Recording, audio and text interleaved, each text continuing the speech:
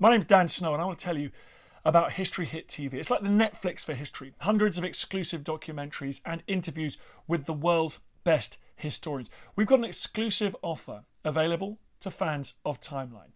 If you go to History Hit TV, you can either follow the information below this video or just Google History Hit TV and use the code TIMELINE. You get a special introductory offer. Go and check it out. In the meantime, enjoy this video.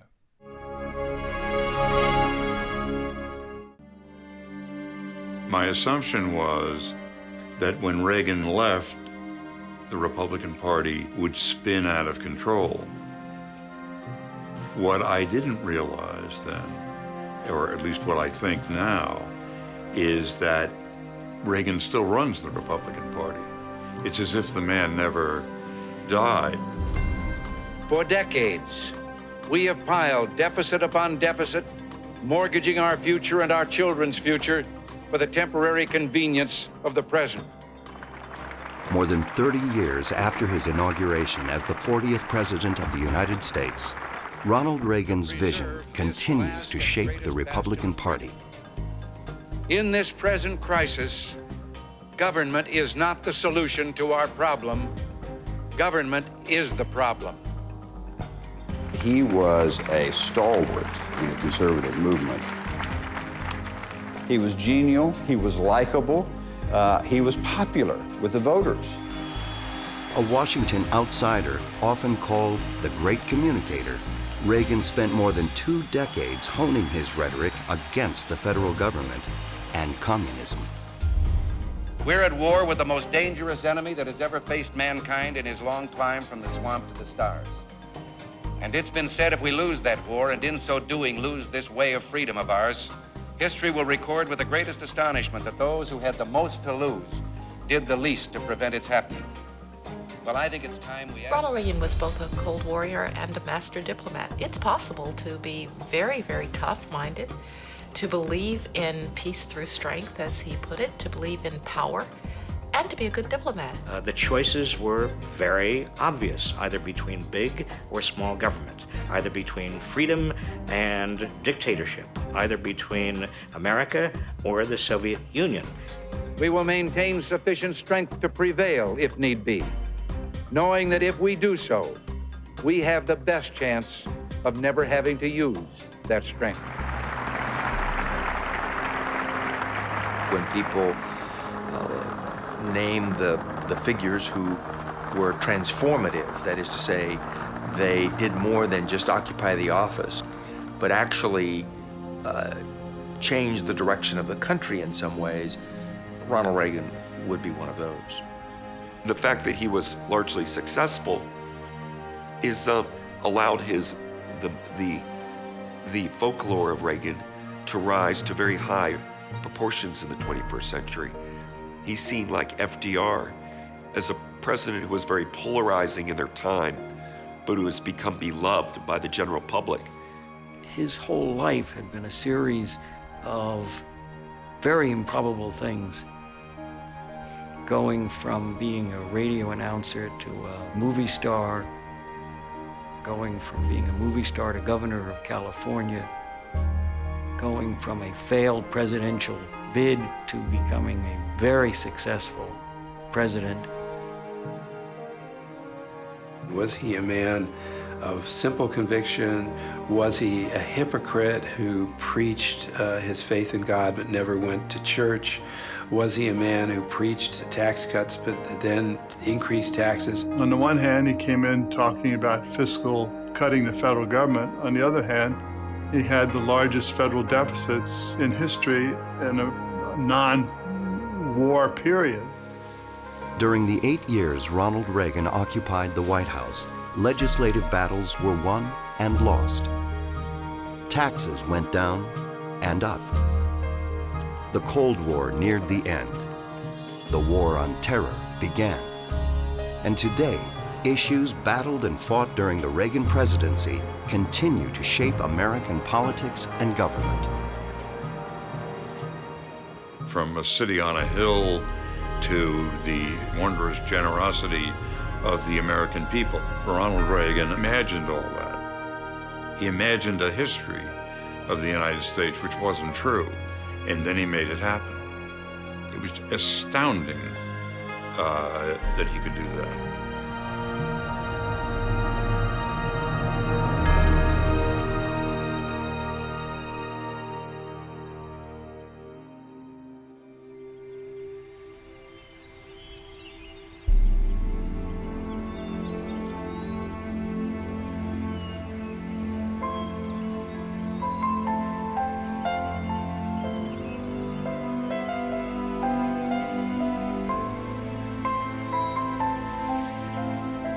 The farm fields of the Midwest are more than 1,500 miles from Hollywood.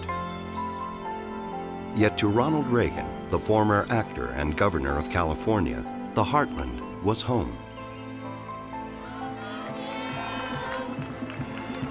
Reagan's third campaign for the presidency began with a loss in the Iowa caucus.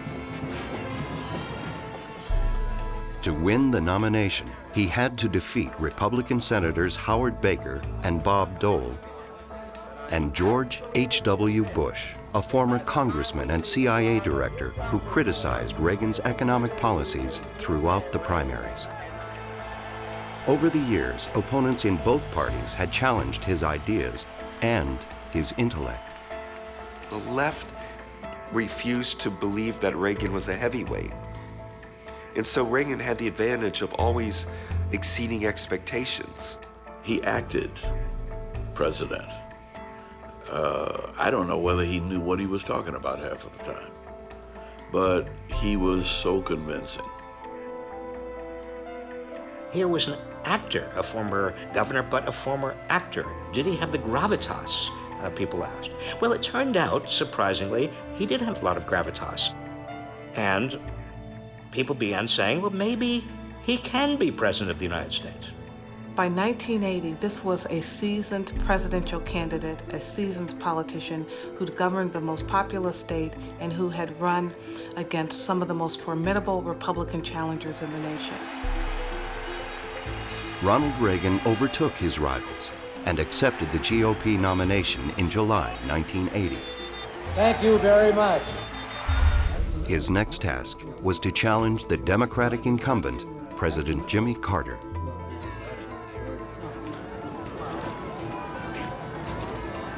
Two weeks after accepting the nomination, the candidate waded into controversy with his first post-convention speech. And to restore to states and local communities those functions which properly belong there.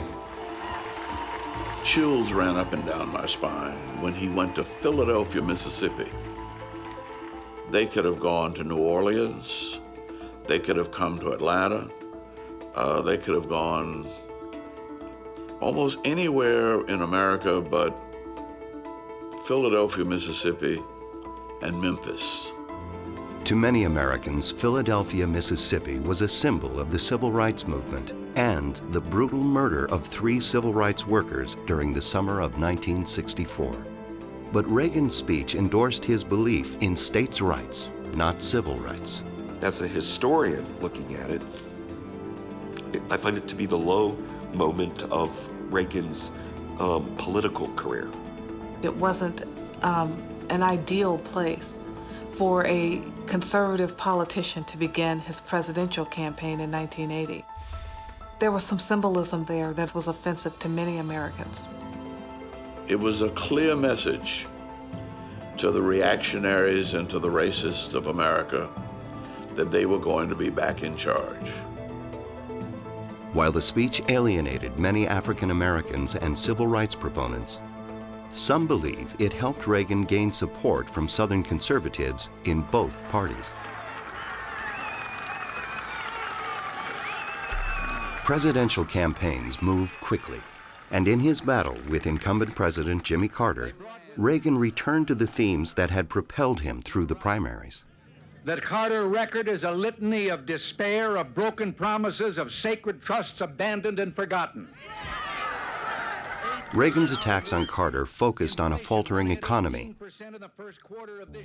but the crisis that engulfed Carter's presidency played out thousands of miles to the east. Revolution had toppled the regime of the controversial ruler of Iran, Shah Reza Pahlavi. Muslim cleric Ruhollah Khomeini assumed control of the longtime U.S. ally. As the revolution occurred, the Shah left the country. The U.S. is put in a dilemma, how to deal with its former ally. Originally, the Khomeini government sought to have neutral relations with the United States. Any hope of neutral relations went out the window quickly. While living in forced exile, the Shah sought treatment for cancer in the U.S. Carter faced one of the toughest decisions of his presidency. The decision to admit the Shah to the United States for medical treatment was hugely controversial. We tried to make clear to the Iranians that this was purely humanitarian. The Shah was allowed to receive medical treatment in New York City. As he recovered from surgery, protesters massed outside his hospital room. But the most powerful opposition played out in Iran, where student militants stormed the U.S. Embassy. A group of students were marching in front of the American embassy in Tehran when suddenly they ran towards the gate, jumped over the walls, and seized the embassy and its staff. What followed was 444 days of a hostage crisis that gripped the imaginations of all Americans. Historically, I think it was the first explosion of the new generation of Islamic radicalism. More radical students on the left conspired to take the U.S. Embassy and the American diplomats there hostage to be able to put pressure on the United States to give up the Shah so that he would have to come back to Iran and stand trial. The hostages became pawns in the domestic political struggle for Khomeini to consolidate total power for the new regime. 52 Americans were being held hostage, and in the minds of many voters, so was the Carter presidency. It was a horrible moment for us, but for the whole world of diplomacy, because diplomatic immunity is a fundamental principle that allows an embassy to be in a land where maybe the country is hated. Carter's approach to the standoff and to the new leadership in Iran generated considerable controversy. Reagan took advantage of the crisis as he pressed voters on pocketbook issues. Gas prices had skyrocketed. The unemployment rate had reached 7.5%. The prime interest rate was above 15%. But the real culprit was what economists called stagflation, the combination of stagnant economic growth combined with high unemployment and inflation. We don't have inflation because the people are living too well. We have inflation because the government is living too well. At the White House, months of failed diplomacy with Iran had been scuttled in favor of a military effort called Operation Eagle Claw. It was my decision to attempt the rescue operation. It was my decision to cancel it. While prepping the assault team, a crash occurred in the desert. 8 American servicemen were killed, all with no resistance from Iranian forces. When Carter and Reagan squared off in their only televised debate, many pundits suggested that Reagan exceeded expectations. Are you better off than you were 4 years ago? Then Governor Reagan offered very simple solutions, both at home and abroad, and this positive kind of upbeat personality, and that's what made the difference. Americans were more cynical about politics than they were in the 60s, and that was largely because of the intervening period of Watergate and the Nixon administration. But the big problem in the late 70s was inflation, runaway inflation, double-digit inflation, and Americans are worried most of all about their own pocketbooks. Many voters did not agree with Ronald Reagan's stance on social issues. Gun control, abortion, school prayer. He opposed the Equal Rights Amendment in the 1980 race. But they didn't vote on those issues. Reagan helped reframe the overall political debate in the United States in a way that brought voters who opposed him on those kind of gut social issues to his side. Jimmy Carter lost to Ronald Reagan by more than 9% in the popular vote. Republicans also gained control of the Senate for the first time in a generation. The 1980 election was the birth of a new, muscular, self-confident, conservative philosophy which believed in deregulation, lower taxes, less government, and it dominated American politics really for the next 2 or 3 decades. Inauguration Day for the new president coincided with the release of American hostages. Even after he was defeated, Jimmy Carter worked overtime right up to the last minute to try to release these hostages. But the hostage takers waited until moments after Ronald Reagan was inaugurated before they finally released the hostages. The new president never mentioned the hostages in his inaugural speech. Instead, Reagan focused on the themes that would define his domestic policy and approach to government. Well, if no one among us is capable of governing himself, then who among us has the capacity to govern someone else? He seized on the old populism, the populism that had emerged in the 19th century in the Midwest. That is, that somebody is screwing us. It's the railroads, it's the banks, it's Wall Street, and it's big business. Ronald Reagan took that American populism and, in a brilliant political maneuver, reversed it, and instead of business being the enemy of ordinary people, government was the enemy, so that he turned the country against government.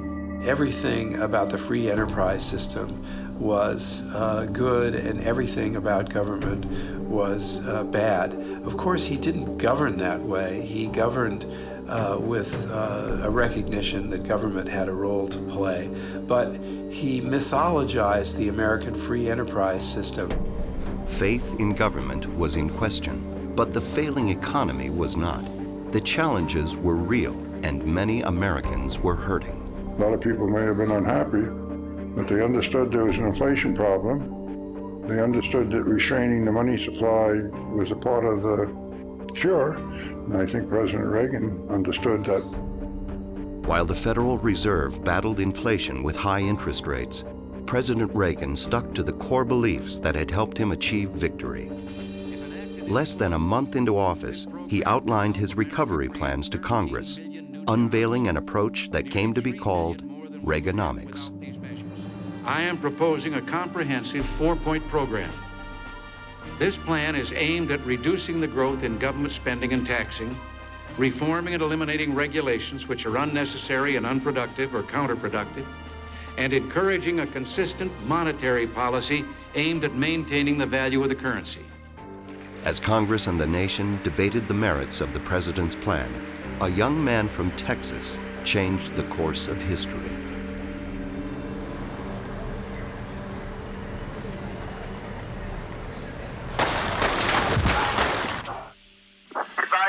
Shots fired. Shots fired.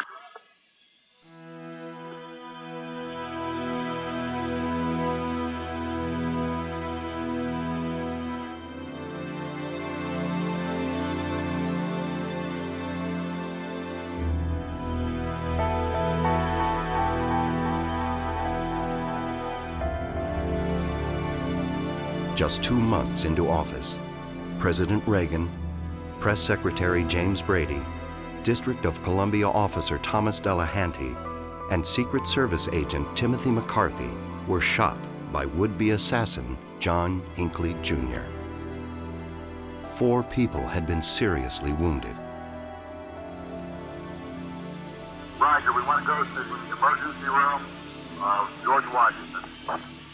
Go to George Washington fast. The president was conveyed to George Washington University Hospital. His wife, Nancy, arrived quickly, as did the Washington press. As the public would find out later, the president's life was in grave danger. Yet even as doctors prepared for surgery, the president managed to keep the mood light. Reagan looked up and said, I hope you're all Republicans. And the doctor, who was a Democrat, actually said, today we're all Republicans, Mr. President.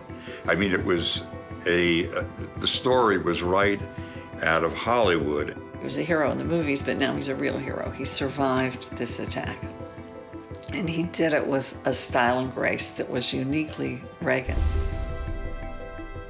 Within 2 days, the press and the world watched as an elderly president began to recover like a man half his age. The stock market rallied, and the president's approval rating rose from 62 to 73%. It certainly made him a much more difficult adversary for those of us who were trying to really steer the ship a little bit differently. He gets shot. He survives, and he responds well to it. He's not angry, he's not sad. It really did endear people to him, and it also reassured them. The White House brilliantly exploited the attempt on his life and his rapid recovery to give him a kind of larger-than-life presence, so that when he returned to Congress to give another speech for his economic program, he was greeted like a conquering hero, and Americans reached out to him.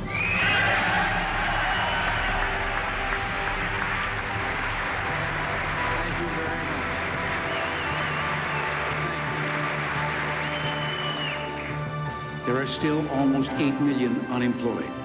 An invigorated president spelled out the nation's economic challenges, then set a course that would mark his presidency. The answer to a government that's too big is to stop feeding its growth.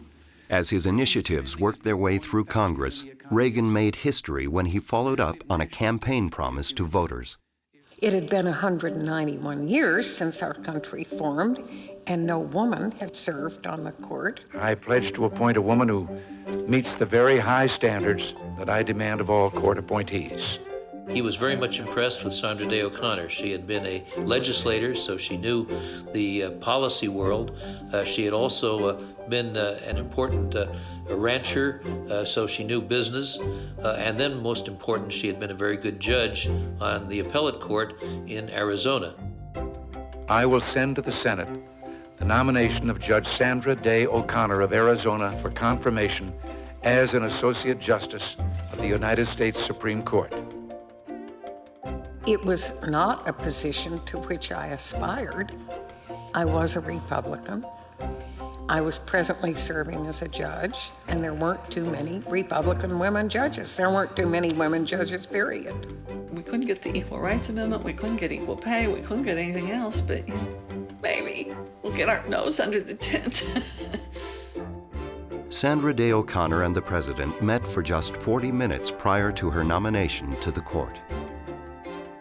He was very careful to appoint judges that he felt would carry out the constitutional role of a judge. That is, to interpret the law and apply the law, not to make the law.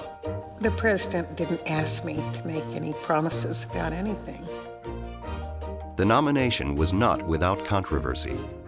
There were objections from some notable conservatives, especially those who viewed O'Connor as moderate on abortion rights.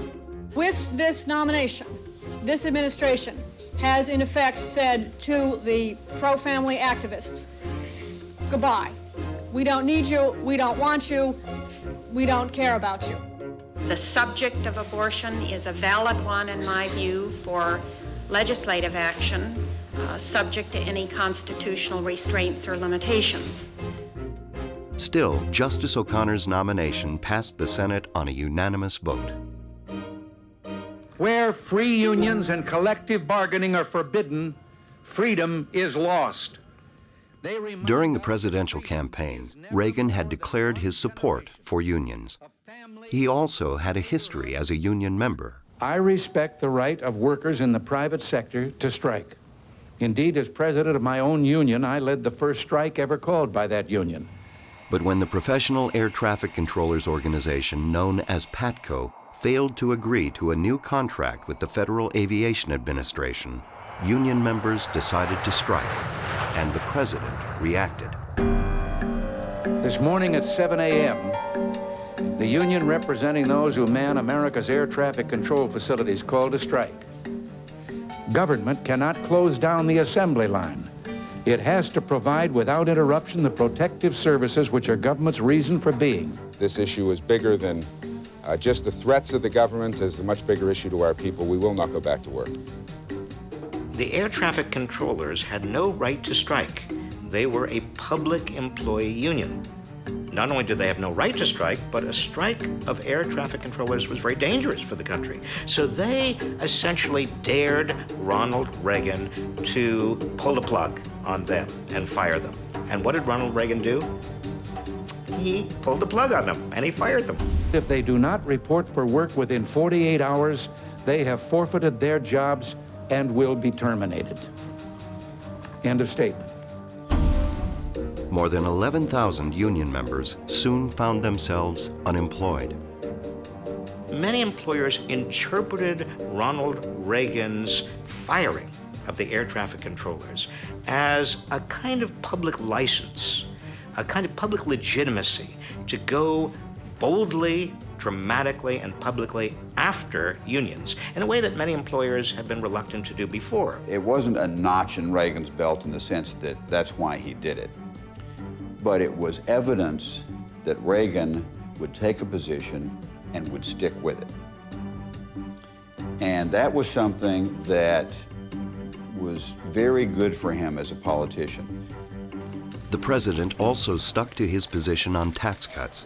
His smile cut through a thick morning fog as he signed the Economic Recovery Tax Act of 1981 in the setting of his California ranch. The new legislation reduced marginal tax rates for individuals by 23% over 3 years. And this is the tax program. They represent an end to the excessive growth in government bureaucracy and government spending, government taxing. Crafted by Republican Congressmen Jack Kemp and William Roth, it was the first and most significant tax cut of the Reagan presidency. Roth later remarked, these tax cuts laid the foundation for the longest peacetime expansion in U.S. history. The tax reduction, people forget this, became bigger than what he proposed, as there was kind of a competition in the Congress. Once we were going to have a tax reduction, the Democrats wanted to get some credit for it too. And that probably helped send interest rates as high as they did, because you had a clash between monetary restriction and growing budget deficits. Whether tax cuts can stimulate the economy is still being debated. Not everyone in the administration was making that case in October '81, when the White House acknowledged that the United States was in a recession. The recession of 1981-82 was as deep as the Great Recession that began in 2007-2008. Ronald Reagan essentially said, let the free market do what it will, precisely at a time when typical Americans were starting to struggle harder than they'd ever struggled in the 30 years after the Second World War. It was a result of the Federal Reserve deciding it had to wring inflation out of the economy, and they raised interest rates up to close to 20%, and that produced very significant unemployment in America. Unemployment hit 10.8% by the end of 1982, the highest in post-World War II history. The prime interest rate peaked at more than 20%. The recession was more than slight for many Americans. I had a lot of criticism from the Treasury at that point and from people in the White House, but not from the president himself. Inflation, high interest rates, and more than 10 million people out of work. The president's tax cuts meant less revenue, and the president initiated decreases to many federal programs in an effort to offset a growing federal deficit. But the president also continued the themes of his inaugural address by asking Congress for increased military spending. President Reagan had the right idea in terms of scaling the government, but the pain needed to be even-handed. His military spending was so big that it pumped up the economy, just the way John Maynard Keynes would have suggested pumping up the economy, not because of supply-side tax cuts, but because of government spending. It truly was military Keynesianism, and Reagan was a true believer in it. And it had the dual purposes of short-term keeping jobs going, but also taking it to the Soviet Union. Reagan was never going to cut any federal program that was going to help win the Cold War. It's true that the defense budget went up and the non-defense discretionary budget went down, but that had nothing to do with supply-side economics. But by late 1981, tax revenues and government spending weren't adding up. And what some had called supply-side economics, or trickle-down economics, or simply Reaganomics, was challenged by Reagan's White House budget director, David Stockman. But we obviously need mid-course corrections. I knew that David Stockman was a skeptic that the tax cuts would lead to adequate economic growth that would eliminate the deficits. He gave his famous on-the-record interview to a journalist from the Atlantic Monthly, where he basically confessed that the whole Reagan scheme was built on a fiction. Reporter William Grider quoted Stockman saying, "None of us really understands what's going on with all these numbers." Stockman also referred to the general tax cut as, quote, "a Trojan horse to bring down the top rate."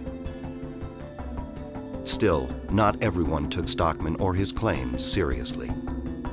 David Stockman meant nothing to Ronald Reagan. He was some smart kid in striped pants, probably called him Dave or Dan in the hall. You know, it's the left who made a big deal out of Stockman when he bolted from Reagan. There was this internal conflict between some of the extreme supply-siders and folks like Dave Stockman and myself, who believed in lower tax rates and lower government spending, but didn't think that that was going to produce miracles. The idea was simple enough. Tax cuts would motivate investment and personal spending. Job growth would follow. Revenues would go up, and the budget would balance. Public reaction was mixed. Reaganomics, I would say, is probably not working. If you take the highest unemployment since 1929, I would say President Hoover's back in the White House. It's working for me. I hope it works for other people. I do feel that that we're going to have to bite the bullet a bit, and that maybe it's going to be rough for a little while, but I feel like he's on the right track. You can see by my shirt that I definitely believe that it's not working. You have the same arguments now. You know, how much do we spend to boost the economy, which is also going to increase the debt? But tax cuts, Reagan believed, if you're going to increase deficits, tax cuts are the way to do it, not from government spending. But David Stockman wasn't the only Reagan advisor to suggest that deficits challenged the success of the Reagan strategy. The political advisors, they knew there was a fiscal deficit, but they didn't want to talk about it, and they didn't want me talking about it. The deficit, as a minimum, means that the government is borrowing funds that could otherwise be borrowed by the private sector and used for investment. So it means less investment. All of the good things that supply-side economics is supposed to be about on the investment side would be crowded out by excessive government borrowing.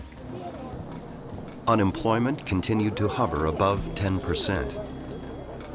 Many Americans were desperate.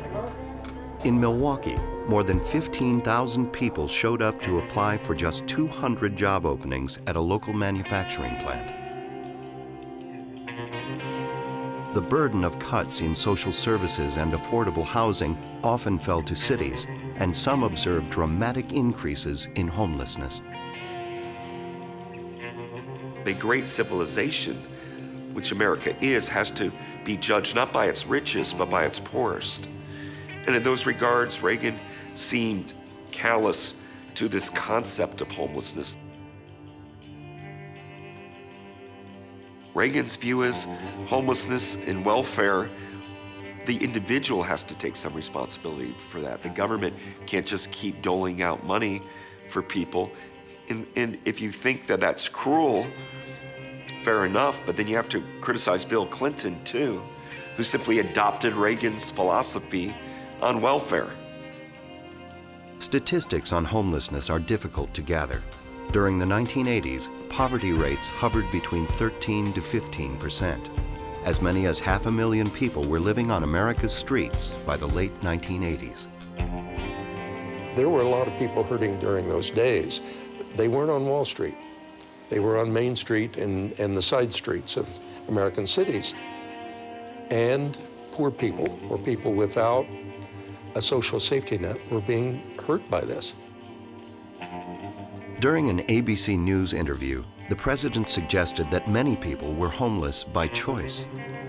He added that the problem had been aggravated by issues on the state and local level.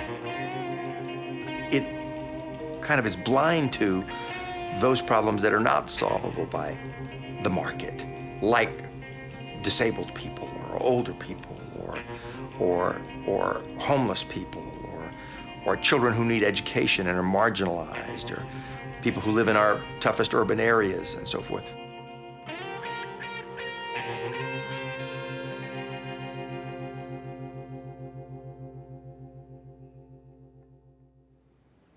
Within a year of passing the largest tax cut in American history, Congress and the president weren't able to balance the budget.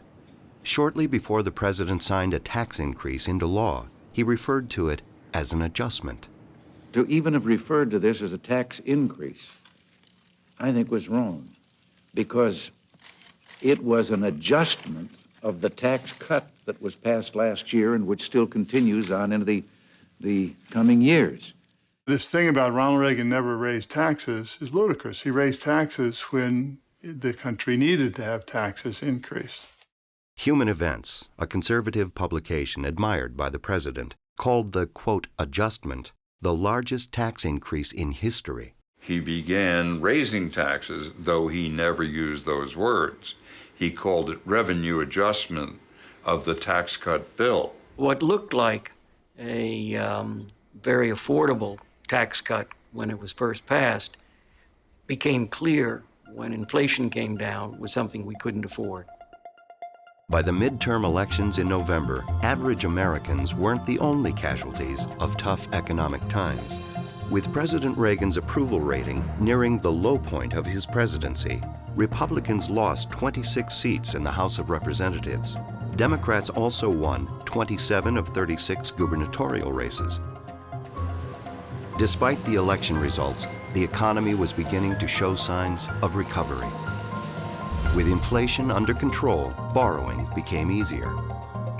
Paul Volcker and the Fed merely reversed course. They lowered interest rates, and people could borrow. Companies could borrow cheaply. People could buy more because they could get money cheaply. And that itself boosted the economy enormously. Volcker had the courage to go through and do that, to push interest rates up to double-digit levels. That brought down the inflation rate much more quickly than anybody expected. And so there was a general recognition that that had been the right policy. Speaker of the House of Representatives. As the recovery continued, the president and Democratic House Speaker Tip O'Neill worked on a bipartisan approach to Social Security reform. The result, the Social Security Amendments of 1983, included a significant increase in the FICA payroll tax. It delayed cost of living increases and raised the retirement age from 65 to 67 over 40 years. From the time of the attempt on his life in 1981, First Lady Nancy Reagan had worried about the president's security. As a devoted husband, the decision to run for re-election was a difficult one. My fellow Americans, it's been nearly 3 years since I first spoke to you from this room. But for Ronald Reagan, there were many goals yet to achieve. I am therefore announcing that I am a candidate and will seek re-election to the office I presently hold. The president began using every tool he had to persuade the American public, including his weekly radio address. Industrial production has risen 14 straight months. Housing starts climbed 60% in 1983 to the highest level in 4 years. Retail sales surged. Auto sales registered their best year since 1979. And we had the steepest drop in the unemployment rate in more than 30 years. As he had 4 years earlier, President Reagan seized on pocketbook issues. But this time, he rode a wave of economic news he could take credit for. Consumer confidence was high, and the unemployment rate had dropped nearly 3 points from its peak. Nearly 5 million jobs had been added to the economy. Still, the nation and the world faced significant issues. Reagan's tough stance on the Cold War helped Democrats court the growing anti-nuclear movement. They also seized on a frightening new public health issue. The president had largely downplayed a deadly crisis known as AIDS. Little was known about the disease in 1984, but it was believed to be sexually transmitted. And because the majority of reported victims were homosexual, faulty and sometimes reckless assumptions were made about the disease. A lot of people died who didn't need to die. I don't think the governmental response was adequate to the problem because it didn't fit within our conception of the kinds of people we ought to be helping. They did this to themselves, their lifestyle, amorality, and so forth. Wrong way to think about this. Democrats chose San Francisco as the location for their presidential convention, and many gay activists used the opportunity to bring attention to the AIDS crisis. The Democratic platform urged support for AIDS research and treatment, as well as protection from discrimination based on sexual orientation. Why has this administration failed? Walter Mondale beat several challengers for the nomination, and Democrats made history by choosing Geraldine Ferraro to share the ticket. For Vice President of the United States. The first Reagan years were a lot rougher than people remember. But then when the economy turned in '83 and on into the '84 election, it was clear the president had the upper hand. The president may have had the upper hand, but Democrats played to his weakness. Since Reagan had assumed the presidency, the federal deficit had more than doubled from $79 billion in 1981 to $185 billion in 1984. Perhaps the dominant domestic issue of our times is what do we do about these enormous deficits?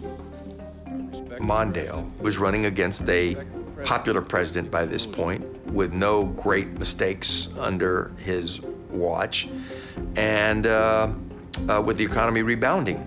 The president was light, joked, made fun of his age. So I will not make age an issue of this campaign. I am not going to exploit for political purposes my opponent's youth and inexperience.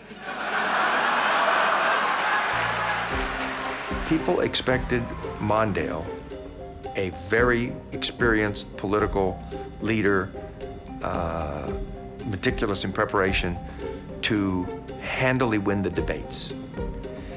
And he didn't. Ronald Reagan went on to victory, beating the former vice president in a landslide. I think that's just been arranged. Reagan's domestic policy was the impetus for victory, and he played to those themes in his second inaugural address. Tax rates have been reduced, inflation cut dramatically, and more people are employed than ever before in our history. With the U.S. economy rebounding and a new leader emerging in the Soviet Union, much of the president's attention in the second term shifted to foreign policy. But there was one group of Americans whose struggles mounted despite the economic recovery.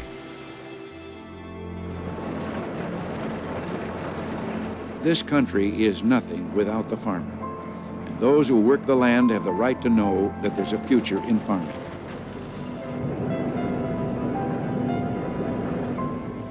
President Reagan had expressed his appreciation for farmers for years, and agriculture-related industries accounted for a significant portion of the gross national product.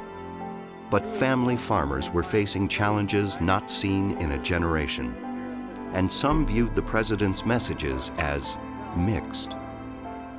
Faced with overproduction, a depressed market, and rising debt, many families pleaded for help to avoid foreclosure on their homes and their farmland. We have gone further and further downhill until now our net worth is zero minus. We have nothing left that we can call our own. Our profit picture has disappeared. We're getting a little over $2 and $5 for soybeans, and you just can't make it work. Yes, we are sympathetic, and we will extend support. But American taxpayers must not be asked to bail out every farmer hopelessly in debt. Dependence on government loans and subsidies was nothing new. But for this generation of farmers, the foreclosure crisis was. For some, the federal government was their last hope to preserve a lifestyle and legacy that had lasted since the nation's inception. It's time for others to pitch in and do more. From officials at the state level to banks, private groups, and individuals in our communities, all joining in partnership to help farmers.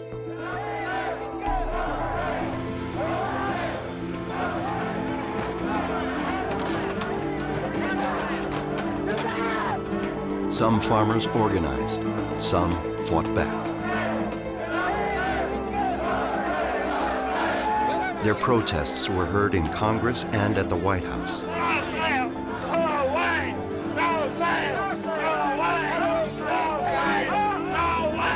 Congress and the President allocated $52 billion in aid to the beleaguered farmers, but the long-term impact on traditional family farming was considerable.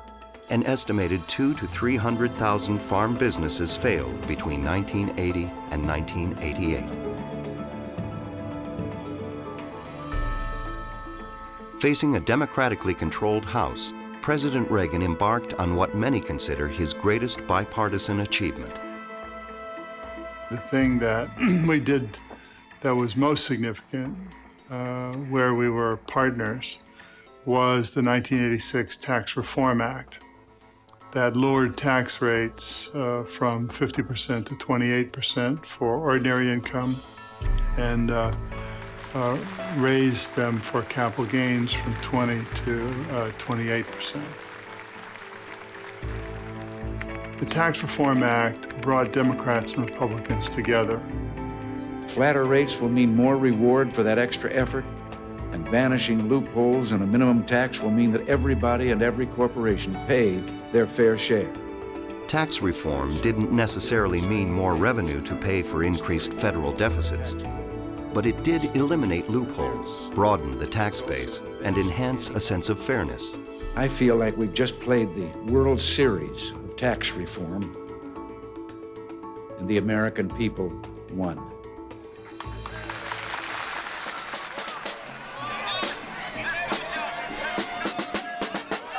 Immigration, a contentious issue in the 21st century, was addressed by President Reagan just days after the midterm election. The president signed into law a sweeping reform of immigration policy that included amnesty for nearly 3 million undocumented workers. It's the product of one of the longest and most difficult legislative undertakings in the last 3 Congresses. Further, it's an excellent example of a truly successful bipartisan effort.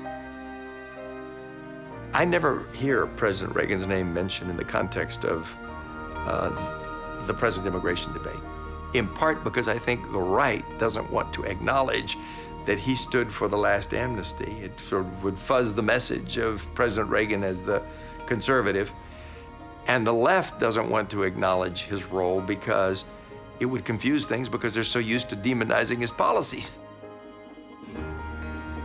As the former governor of California, the president had firsthand knowledge of the role undocumented workers played in his state's agricultural economy.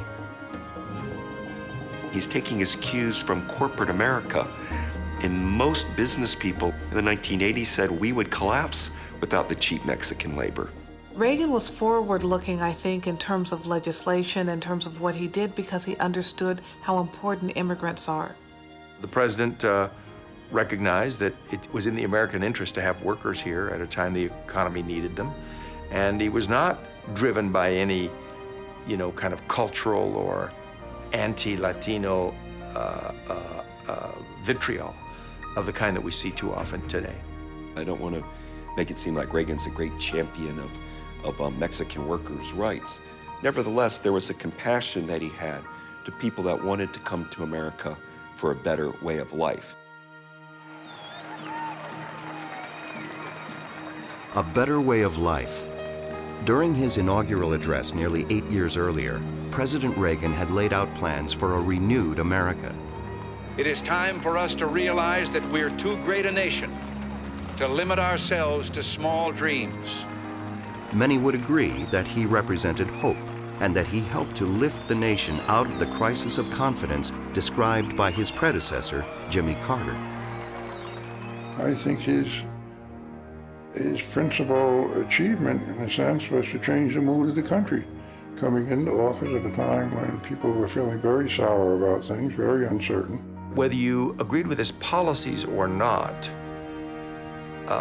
there was a sense the United States was being led in a way that was strong and sure and in essential accordance with our basic principles. I think sometimes Americans need a framework for understanding what government is doing and where we're going. I happen to disagree with Ronald Reagan's framework, but merely having it was something of an accomplishment. Like all presidents, Ronald Reagan's domestic policy legacy is complex. Ronald Reagan spoiled us. He told us we could have our cake and eat it too. I would say that history will say America became a spoiled child under Ronald Reagan. And we're having to pay the price of it now. Anybody who's fair will tell you the American economy was much better in '88 and '89 than in '81. Hence what Reagan did short term for that generation of Americans was beneficial. What does that mean 100 years from now? Trends that Reagan started? That's why history is an ongoing process. By the time the president left office, inflation was reduced to 4.7%. The prime interest rate had returned to 11%. Management of the environment under Interior Secretary James Watt was highly contentious, and consensus was never achieved on energy policy. By 1988, more than 82,000 cases of AIDS had been reported in the United States, resulting in more than 46,000 deaths. Military spending increased nearly 35% during Reagan's presidency, and he left behind the largest federal deficit in history up to that time. The president's bipartisan leadership and approach to tax reform was viewed by many as a plus. And for a president who pushed jobs whenever possible, his policies helped reduce the unemployment rate to 5.4%. He lost a Senate battle over Supreme Court nominee Robert Bork, but President Reagan did fill 2 additional Supreme Court vacancies with Antonin Scalia and Anthony Kennedy. Reagan also made 384 appointments to the federal bench, the most of any president in history. Yet as much as Ronald Reagan changed the face of America's domestic policy, many believe his legacy is best articulated by his management of foreign policy. Negotiation with the Soviet Union must never become appeasement. What role did the president play in ending the Cold War? Mr. Gorbachev, tear down this wall.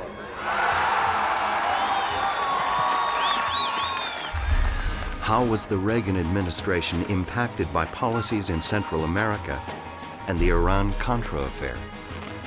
I authorized the transfer of small amounts of defensive weapons and spare parts for defensive systems to Iran. What's the long-term impact of Reagan's decisions in the Middle East? We didn't have a so-called war on terrorism, but we were fighting it nonetheless. Those questions and more in Part 2 of The Reagan Presidency.